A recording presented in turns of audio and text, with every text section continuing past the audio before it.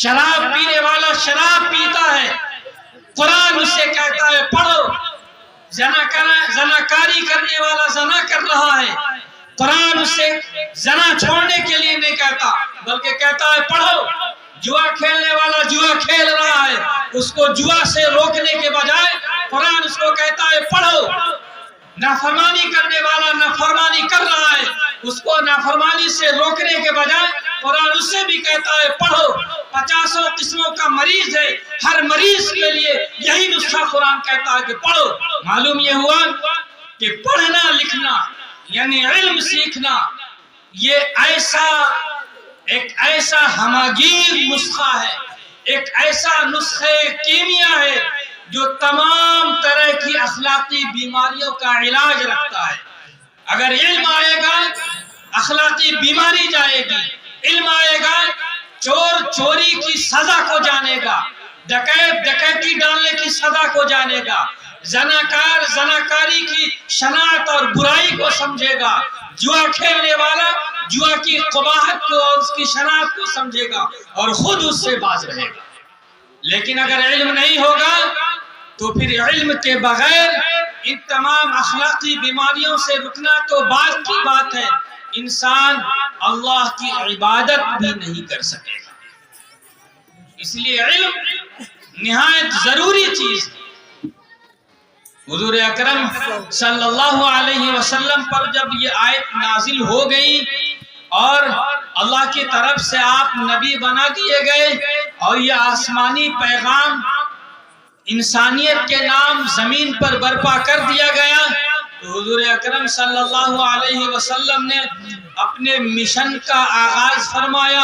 اور 3 سالوں تک خاموشی کے ساتھ مکہ مکرمہ میں دعوت دیتے رہے، اللہ کی طرف لوگوں کو بلاتے رہے۔ لیکن کن لوگوں کو؟ یہ وہ لوگ تھے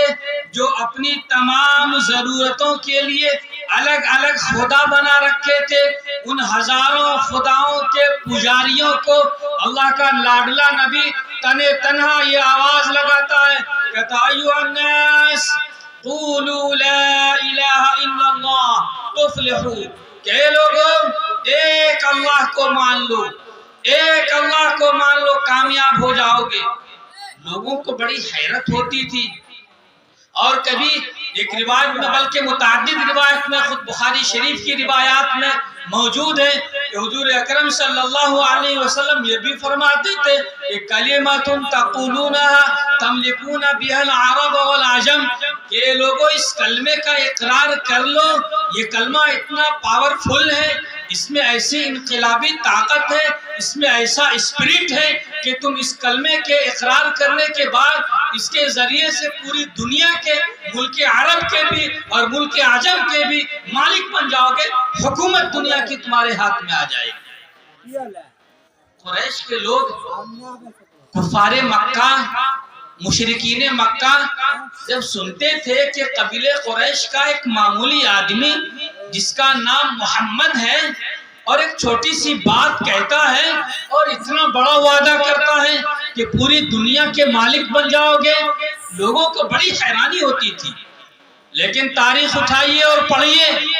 حضور اکرم صلی اللہ علیہ وسلم کی ان باتوں پر جن لوگوں نے ایمان لایا، اپنا یقین جمایا اور اپنی سرداریاں چھوڑ دی اور حضور اکرم صلی اللہ علیہ وسلم کی غلامی مول لے لی اور آپ کی غلامی کو سینے سے لگا لیا، آپ کے لائے ہوئے کلمے کو اپنے دل میں بٹھا لیا اور اس کے تقاضوں کو پورا کرنے لگے، تو دنیا جانتی ہے کہ صحابہ نے ایسی حکومتیں کی ہیں کہ کافر سے کافر آدمی، مشرک سے مشرک آدمی، دشمن سے دشمن آدمی نے صحابہ کرام کی حکومتوں کی مثالیں دی ہیں۔ بہت دور مت جائیے، خود گاندھی جی کا دور یاد کر لیجئے، ملک کے بٹوارے کے موقع پر گاندھی جی نے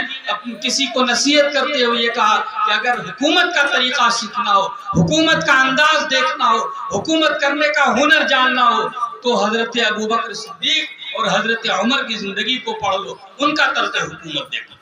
ایسی حکومت صحابہ کرام نے کی۔ تو ایسا یہ کلمہ ہے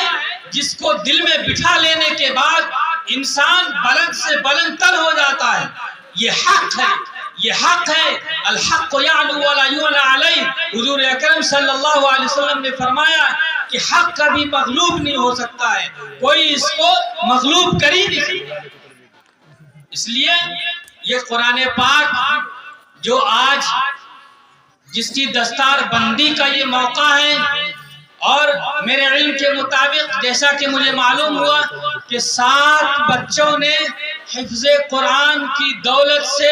اپنے آپ کو اپنی محنتوں اور مشقتوں اور اپنے استاذ کی محنتوں اور مدرسے کے ذمہ داران کی محنتوں کے نتیجے میں اپنے آپ کو اس فضیلت کا، اس اہمیت کا اور اس مقام کا مستحق بنایا ہے۔ وہ 7 بچے ہیں جو بڑے خوش نصیب ہیں، اور خوشخبری ان کے لیے تو جو ہے سو ہے ہی، ان کے والدین کے لیے بھی بڑی خوشخبری ہے۔ اس لیے بزرگوں، اس کو معمولی چیز مت سمجھیے، یہ بہت بڑی نعمت ہے۔ قرآن انسان کو یہ پیغام دیتا ہے کہ انسان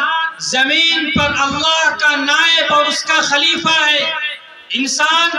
جو ایمان والا ہے اس زمین پر اس کائنات کا حاکم بنا کر برپا کیا گیا ہے۔ قرآن یہ بتاتا ہے